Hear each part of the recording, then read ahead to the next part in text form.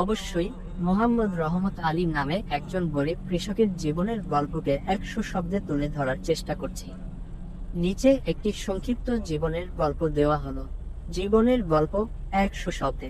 আমি মোহাম্মদ রহমত আলী, চাঁদপুর জেলার কচুয়া থানার এক গরিব কৃষকের ছেলে। আমি লেখাপড়া করতে পারি না, ছোটবেলা কেটেছে মাঠে ঘাটে বাবার সাথে কাজ করে। অভাব ছিল নিত্যসঙ্গী, কিন্তু মনের জেদ ছিল শক্ত। খেতে স্কুলে যেতাম, পুরনো বই পড়ে স্বপ্ন দেখতাম বড় হওয়ার। কৃষকের সন্তান হয়েও শিক্ষাকে জীবনের মোড় ঘুরানোর হাতিয়ার বানিয়েছি।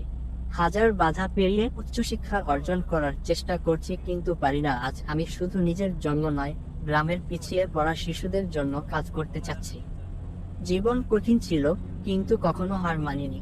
আমি গর্বিত, আমি কৃষকের ছেলে।